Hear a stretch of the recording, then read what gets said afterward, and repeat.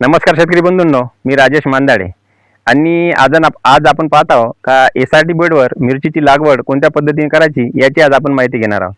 तर आपण आपले जे हे एसआरटीचे बेड आहे हे आपण ह्याच वर्षी फाडलेले आहे आणि हे बेड जे आहे हे आपले 4 ते 4.5 पर्यंत असे कमी जास्त थोडे आहे बेड.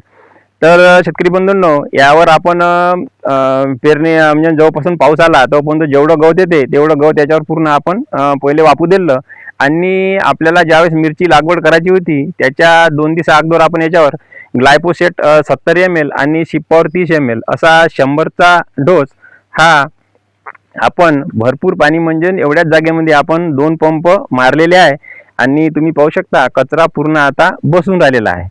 आणि त्यानंतर आपण 2 दिवसानं आपण ह्या मिरचीची लागवड केलेली आहे. तर शेतकरी बंधूंनो, 4.5चा बेड असल्यामुळे आपण याच्यावर मिरचीचे 2 तास घेतलेले आहे. तर तुम्ही पाहू शकता इथे एक झाड इथे एक झाड म्हणजे आपण असं हे झिगझॅग पद्धतीनं या मिरचीची लागवड केलेली आहे, जेणेकरून आपल्याला तोडण्यासाठी सुद्धा सोपं जाईल आणि मिरचीच्या झाडाला जे आहे ते अडचण होणार नाही. आणि आता तुम्हाला वाटतं का याच्यानंतर याचं तणाचं नियोजन कसं करायचं बा, याच्यात तर आपण डवरणार नाही आहोत. तर याच्यातलं जे आता एकवेळ जे गवत येणार आहे ते आपल्याला निंदून किंवा म्हणजे नसं उपडवापड करून काढा लागणार आहे.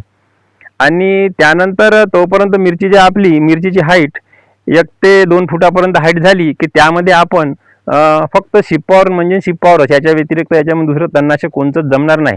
कारण त्याचा फरक, मिरची हे अतिशय संवेदनशील असल्यामुळे तिच्यावर लवकरच तिचा अटॅक शेंडा करपू शकते. त्यामुळे याच्यामध्ये आपल्याला फक्त शिप्पावरचा 40 ते 50 ml पर्यंतच, जास्त थोडी नाही याचाच उपयोग करायचा आहे. कारण आपण दरवर्षी मिरची लावत आहोत, तर साधी जरी साऱ्यामध्ये मिरची राहील तरी त्यामध्ये आपण शिप्पावरचा उपयोग केलेला आहे. तर शिप्पावरनं कसलाही फरक ह्या मिरचीच्या झाडावर होत नाही. त्यामुळे शेतकरी बंधूंनो, आपण एकवेळ याच्यातलं ठोकता गवत उपडणे आणि त्यानंतर याच्यावर शिप्पावरचा उपयोग करून याचा कचऱ्याचा नायनाट करणे आणि समोर ज्या काही अडचणी आपल्याला ह्या मिरचीमध्ये आणि भाजीपाला पिकामध्ये येईल तर त्या अडचणी आपण व्हिडिओद्वारे आपल्याला सांगण्याचा प्रयत्न करू. आणि याच्याबद्दल काही शंका कुशंका असेल तर आपण कमेंटमध्ये कमेंट करा, त्याचं उत्तर तुम्हाला समोरच्या व्हिडिओमध्ये भेटून जाईल. तर बैलजोडी यासाठी या चॅनलला सबस्क्राईब करा आणि सर्वांनी लाईक करा.